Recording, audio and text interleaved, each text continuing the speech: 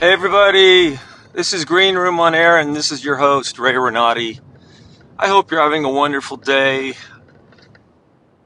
This is another in my series of an actor on the road. Me, the actor. In fact, I am literally on the road right now, driving to our final rehearsal for Circle Mirror Transformation. If you don't know what this podcast is all about, it's about all things entertainment. I do talk a lot about San Francisco Bay Area theater, but I also interview people from New York, France, in all facets of entertainment. But right now, I am driving to our final dress rehearsal of Circle Mirror Transformation in Livermore, California. And I'm leaving super early to try to beat the traffic. It's normally a 45-minute drive without traffic, and yesterday it took me 2.5 hours when I left in the midst of traffic. And by the time I got there, I was sort of a wreck. Wow, I got someone like doing some road rage on me here. I wasn't speeding, I guess, fast enough for them. Gosh, people are amazing with that road rage. Why risk your life? Anyway, let's get back to the subject. My friend Paul Amani from Ireland enjoyed my last podcast because I was specific and I was open. And so I want to do that more often. I want to be more specific and more open about myself, so that you know who I am here behind the microphone, as it were, although I'm just talking into my phone right now. I like to use the computer, and I like to use my dedicated soundboard with mics and all, but this is so convenient and so expedient. So tonight is our last dress rehearsal. All of the last minute things will be done with the costumes and the set. For instance, last night, oh gosh, there's a big Harley Davidson right next to me. You can probably hear that. Last night, we were missing a big set piece. The director came up with an idea to have these mirrors on the stage so that even though it's a play done in the round, which means the audience is encircling the stage and wow, can see it from all different, hear that? All different, every audience member will see the play from a different angle. We're putting mirrors up on the stage like it's a dance recital room, and because this is an acting class that the play is set in. That guy almost fell off his motorcycle. Wow. You get some live commentary here from the street.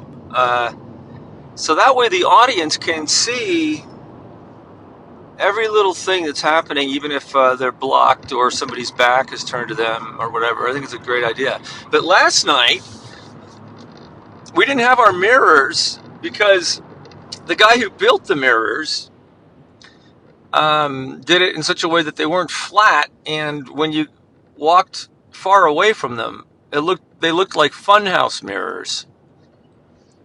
It was kind of entertaining. So we took them down for a rehearsal last night and didn't have them, and hopefully they'll be there tonight. They have to be there. They have to be there tomorrow because tomorrow's opening night and the set has to be done. But this is so typical for things to happen up until the very last minute before you have an audience. It's pretty much always this way. It's always this way. It doesn't bother me. It used to bother me when I was younger because I thought that some things would never come together, but they always do. As long as people do their jobs, which they almost always do. As long as the set designer does his job, the set builder, the costumer, things get done on time for opening. I think there was a line in Shakespeare in Love. I wish I could remember it exactly, but it had something to do with how does this ever happen? And either Shakespeare or the Gwyneth Paltrow character said, I don't know, it's magic. It's the magic of the theater. It always works. It's so true. People are always sort of amazed. People who aren't in the theater world are amazed at how we are able to get so much done in such a short period of time. And the reason is because there is a process that is followed by pretty much every theater company everywhere. There's a process. And as long as you stick to the process, this tried and true process, um, you'll get there. Normally it goes something like this. You do a reading of the play.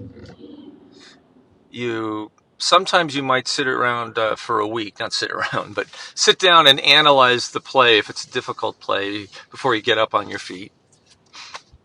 And then you get up on your feet and the director will try to block the play, which means assign areas that you need to be in for each piece of the scene, of each scene.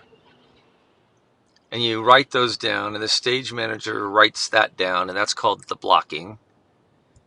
The physical blocking, where people need to be at certain moments in the play. And then,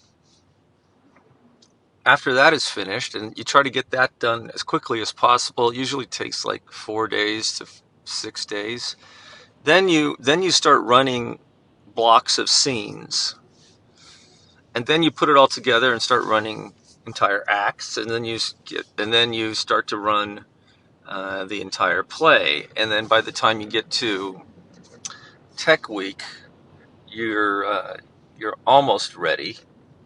And then they introduce costumes and scenery and props and stuff, and then everything usually digresses for a day or two. And then you get used to that, and things just all to come together in the last couple of days, and boom, it's opening night, and you're ready to go. Yeah. Anyway, I'm headed over there. I have an interview that I want to put up. I just haven't had time to edit it. I do all this myself, of myself and 2 people from our cast and the director, so that's going to be happening soon. You know, last night I got home from rehearsal and I just couldn't sleep. I had a terrible night's sleep. The reason being is that I screwed up a sort of difficult section of the play where 0 mistakes can be made, because each person in the cast says one word. It's an acting exercise, and we are on the stage portraying people in an acting class going through this acting exercise. And the way it works is just a person just says a word. The person next to them has to quickly come up with another word, and then you sort of try to tell a story by each contributing one word in succession. It's an acting exercise that's done in a lot of acting classes. And when it was my turn, the first time for me to say my word, I said the wrong word. I said a word that I say later, and it completely messed up the entire story. And it's the second night in a row that I did that. So today I spent the whole morning on and off making sure I had that down pat. But I felt so bad about that I couldn't sleep. It kept going in my mind, like in circles. I kept, this story that we tell on stage kept running a tape in my mind nonstop. And I just couldn't sleep. I had the worst night's sleep. Oh boy, yeah. I tend to I'm highly one of these highly sensitive people, and I can sort of be super hard on myself sometimes about mistakes, and I think that's what was happening. But I am doing okay now, and I have a lot of stage fright. I've been doing this most of my life, but I still get really nervous. Um, I've heard that some people like Barbara Streisand, that's why she doesn't perform much, even though she's so brilliant. Her stage fright is debilitating, apparently. So it's real common. Real common, but I'm looking forward to this. It's a 2-hour play without an intermission, which is long. No intermission. So we got to make sure that we are interesting. I'll go to any play as long that it could be 5 hours long as it's done well. I don't care. I'll sit there for 5 hours. I think I went and saw the two Angels in America, the two parts of that at Berkeley Rep. I saw them in succession in one day at Berkeley Rep, yeah.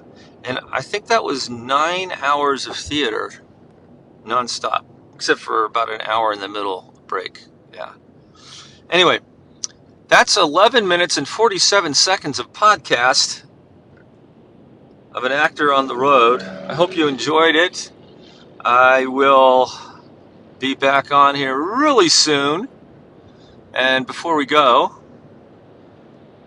I want to let you know that I will see you very soon on the boards. Let's take it out with a little bit of Carly Ozard singing her disco version of Bridge Over Troubled Water. Take care, everybody.